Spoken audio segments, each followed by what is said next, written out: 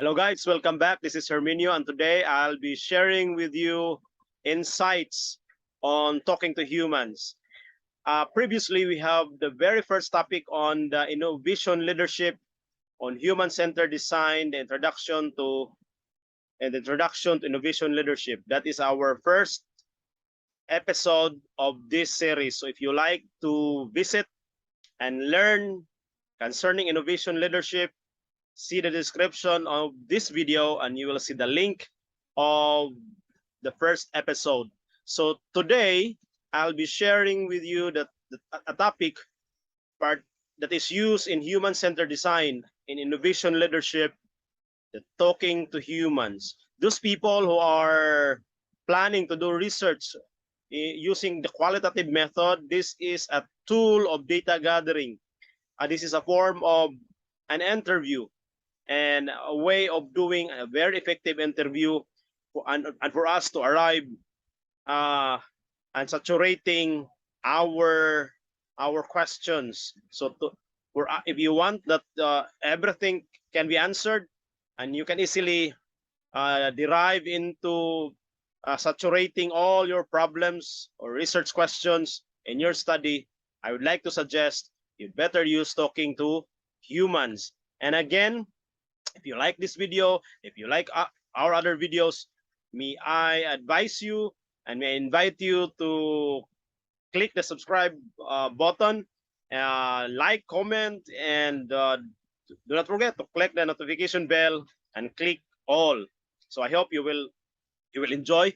So not only that this topic will be useful in research, it is very useful also in entrepreneurship, innovative leadership, innovation management, because once we try to innovate, we will go to the unknown, and the best people that knows best about our moves, our strategy for the future are the people that surrounds us and even the people that we do not know. Sometimes what we don't know really brings much better things, much better solution than what we know. Shall we continue? Ladies and gentlemen, I hope you will enjoy. And again, this is Herminio, and let's go on.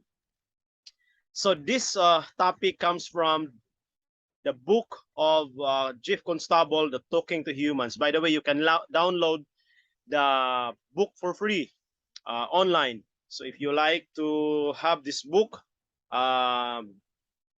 I advise you to download so that you can read a book by yourself and you can learn directly from the author, Jeff Constable. So the talking to humans, according to Jeff Constable, is according to him, it is success starts with understanding your customers. So again, if you want to gather the quality data for your business, success or quality data starts with the people surrounds you and not just by what you think about or the things that you search online.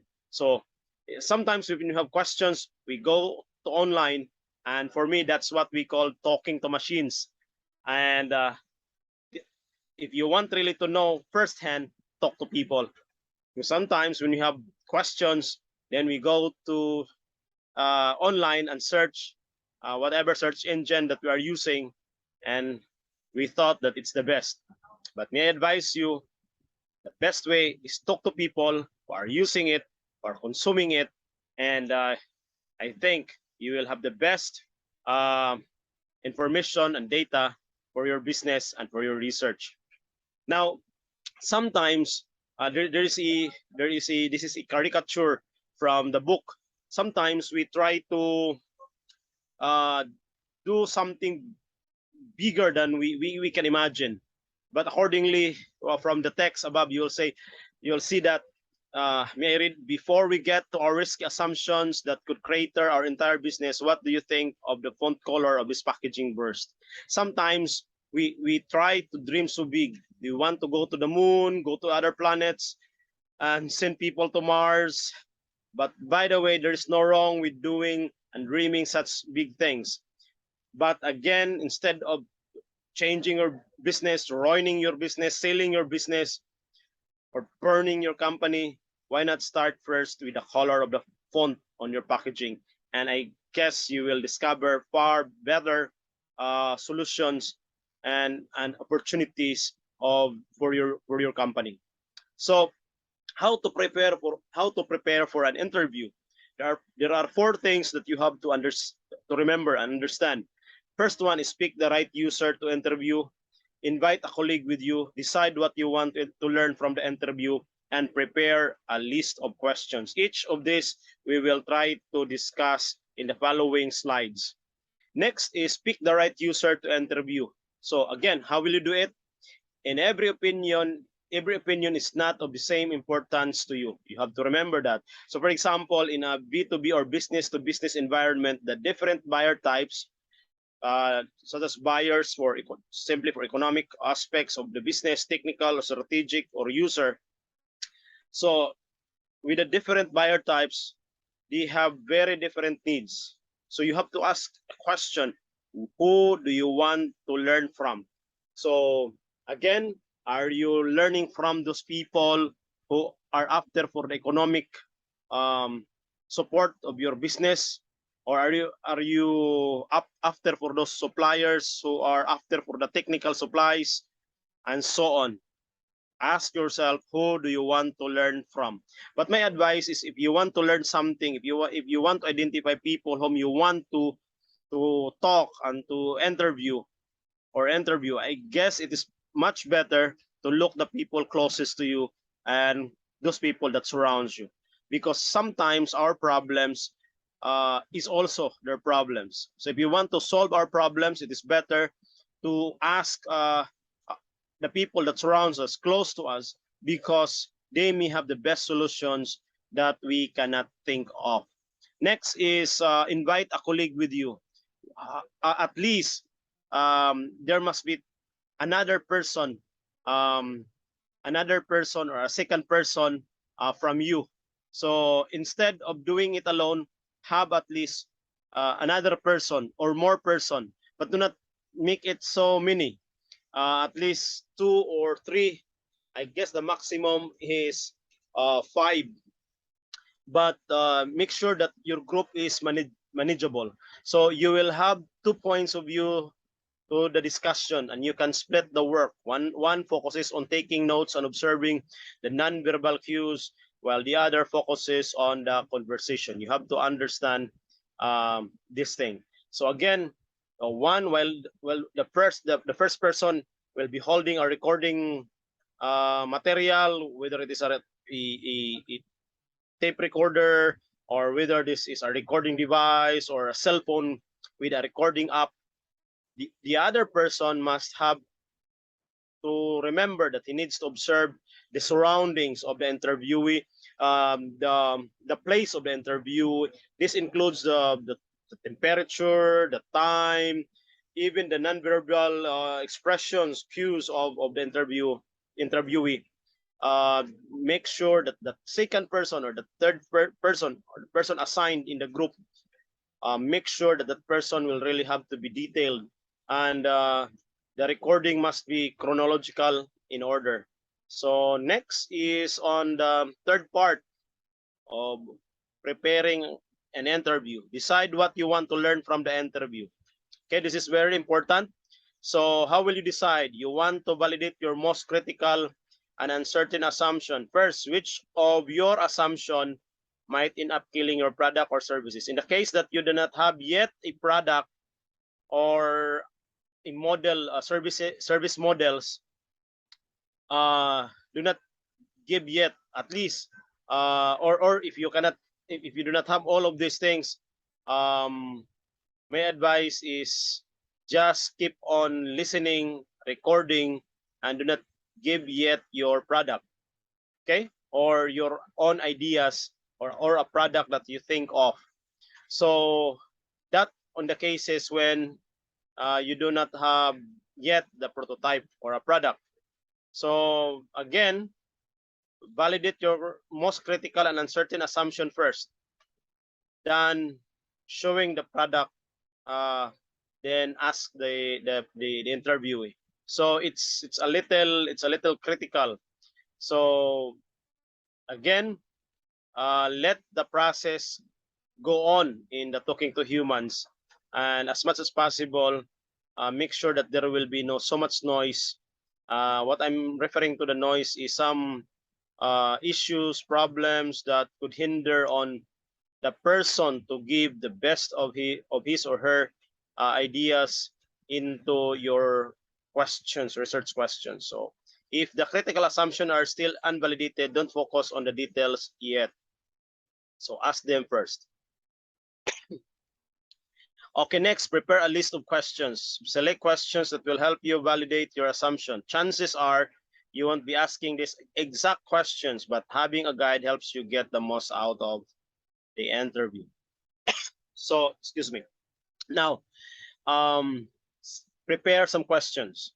Now, in questioning, there are questions that are structured, unstructured, and semi-structured. So if you have a structured question, meaning to say you will not deviate from that question. When you prepare those questions, that question will remain as it is, nothing more, nothing less. And then, but the semi-structured is you prepare the question and you can have follow-ups.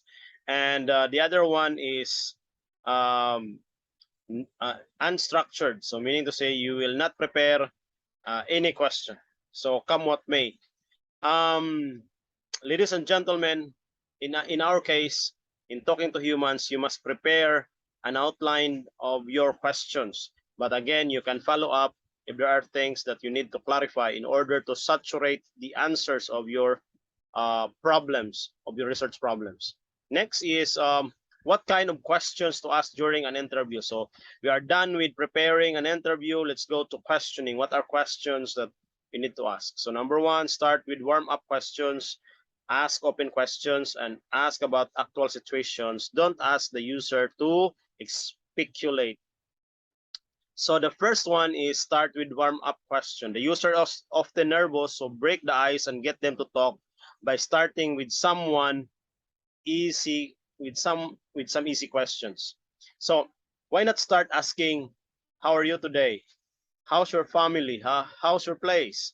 So start asking things that is of their concern, like again their place, their family, their job. And before asking anything, by simply asking how are you today, that could start a conversation, that could warm up a conversation. Next, in preparing your questions, open questions start with words like who, what, why, and how. It typically can be answered with a yes or no. Closed questions start with the words like is, are, would, and do you. Remember, as much as possible, encourage yourself to ask questions that cannot be immediately answered by yes or a no. Why? Because if you do this, you cannot really extract and saturate the answers from your to saturate your answers uh, of your research question. So again, remember those things: open questions, open-ended questions. Next is ask about situations, then don't ask the user to speculate. So an example of a phrase of how would you use this product, that could not be a good question. But walk me through the last time you solved this problem. This is a better one. So remember, let them talk, because if you ask them how would you use this product, it might be they will be speculating. But why not try to ask them um, in a more open-ended question without any speculations involved. So part three of our topic on talking to humans. So we are done with preparing the questions. We are done with preparing the interview. We are done with preparing the questions, and then now how to run an effective user interview. So this is it. So shall we start? Do interviews in person. So talk to one person at a time. Be aware of confirmation bias. Get them to tell a story. Drill down the the answers and parrot back. Show prototypes only after the storytelling part, and wrap things up with a summary. So we will try to discuss each of these in the next slide. So again, do interviews in person.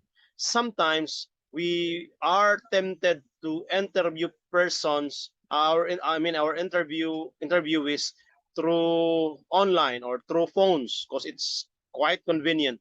And during the pandemic, it is much easier to contact or interview the people whom you want to interview and talk to using mobile phones or using online platforms.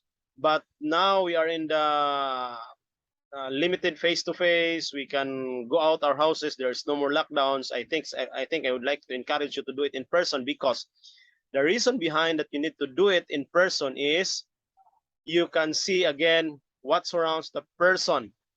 Unlike doing it online, you can just see the screen and the face of the person.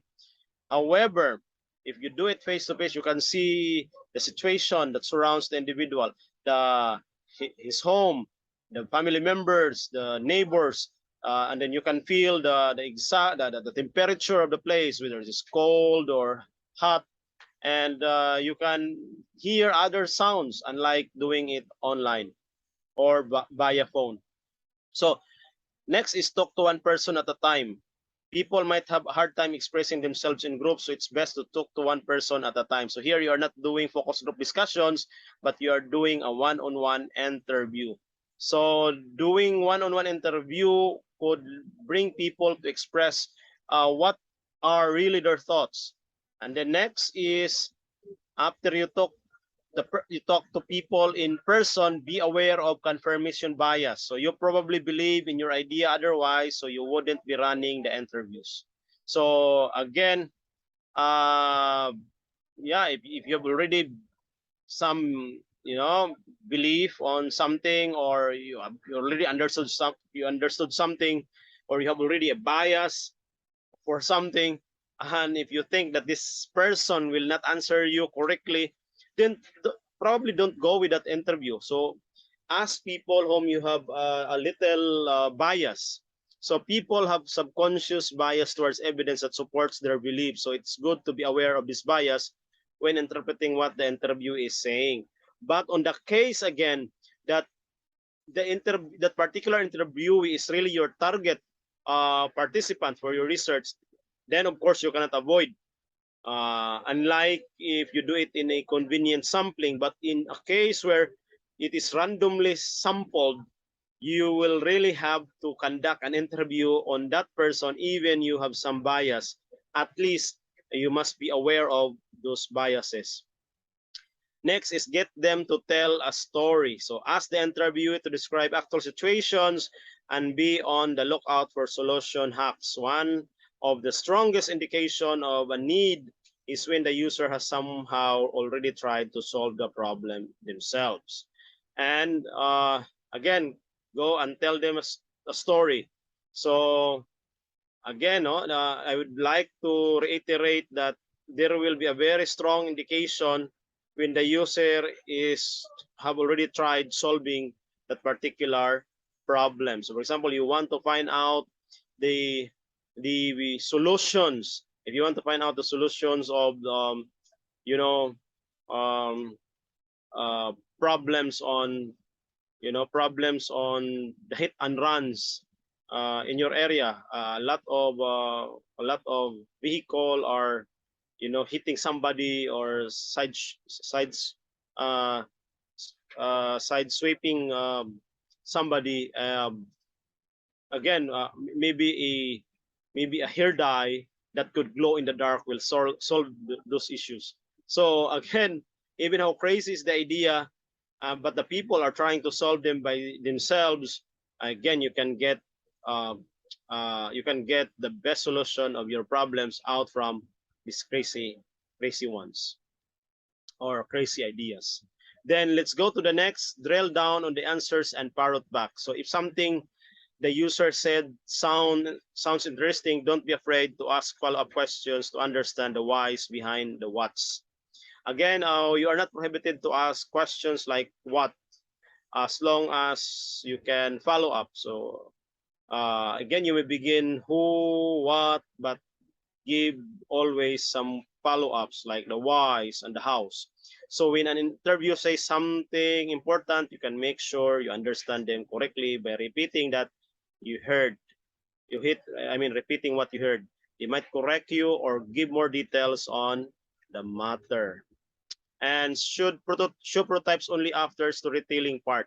That if you have a prototype. But again, even after you conducted the interview, you did not have a prototype, you can go back for iterating your prototype or iterating and iterating your prototype. You can go back, but not as an interviewer or with an interview relationship, but now this time are the tester of your prototype. Okay, otherwise you might influence the stories when you are showing a prototype. Yeah, so it is much better that you will not have to show your prototype first. If you like to give the idea about your new product, then just give it, but please do not it is not advisable that you will show them the prototype. Let the user know the prototype is an earlier version and what you want them to criticize it. Again, so the user will nevertheless be polite to you, so interpret everything they said with skepticism. Do not believe right away. Try to look for information that might kill your product rather than just looking for supporting evidences. Next is wrap things up with a summary. So summarize the main findings at the end of the interview. Then the user can confirm that you got everything correct or provide more details on the subject. And then how to make sense of what you've learned. So after you prepare the interview, you prepare your questions, and then how will you conduct the interview? This is now the time that you have to make sense of the data that you've gathered. How will you make? How will you come up with a process where you can use the data that you've gathered on the interview? So number one, take good notes and keep a scorecard of what you've learned. Number two, treat everything with skepticism and look for patterns and apply judgment. So how will you take good notes and keep a scorecard of what you've learned? So you want to share the findings with your teammate. So quantifying the interview findings can be useful. Again, basically, in in in in in conducting interviews, sometimes we get qualitative data, but again, you need to learn how to transform it into numbers so that you can count it. So basically, those data from the interviews are the nominal type of data, and because they are nominal type of data, your concern is on the frequencies of when try to count the data. So target metrics to follow could be, for example, the share of people who recognize the problem you are trying to solve or that are spending money or time to solve it currently.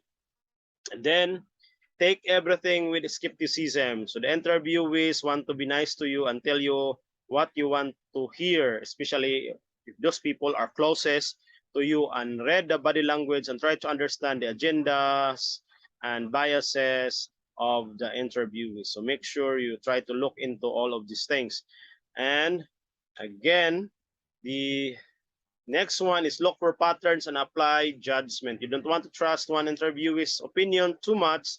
So still at the same time, you need to realize you will not be getting statistically significant results from the qualitative interviews. So in the end, you will have to accept a certain level of uncertainty and commit to a decision. Remember, even if you exhaust everything, as if you've done everything, you've questioned everything, and you've got all the answers, and after that, when you go home and make all the recordings and then transcribing all the results of your interview, the audio of your interview, and then voila, you find some errors, you find something that is lacking on your data.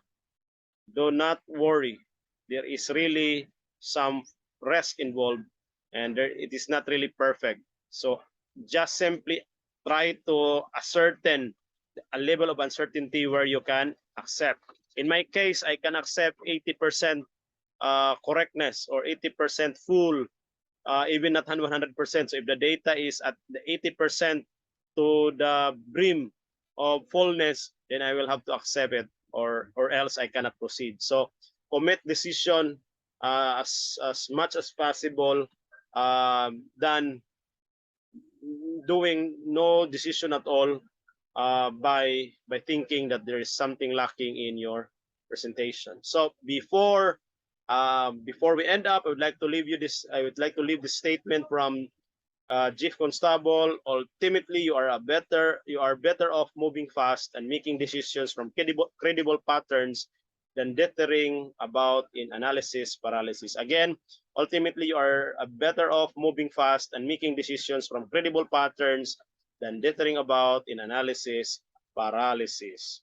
So it is better to make decisions than not at all. Again, it is better to make decisions than not at all. Remember that? Or it is better to publish videos on YouTube or publish a book that is 80% good than you are 100% good. You have the best book in the entire world, but you did not publish it. You're the one who can read it and see it. Still, it is no good. So, do you want to be happy? It is good to keep in mind that no amount of user research and testing can ever remove all the rest around the decision. In the end, you will have to accept some level of uncertainty in your decision making. So this is the way of being happy. Before we end, I would like to leave you with this praise from the Proverbs chapter 18, verse 21. The tongue has the power of life and death, and those who love it, it will eat its fruit. Again, ladies and gentlemen, this is Herminio. If you like our video, click subscribe and click the notification bell, click all, and do not forget to comment and like. Thank you, everyone. Bye-bye. And this is Herminio reminding you being alive is better than being dead. Have a good day, everyone.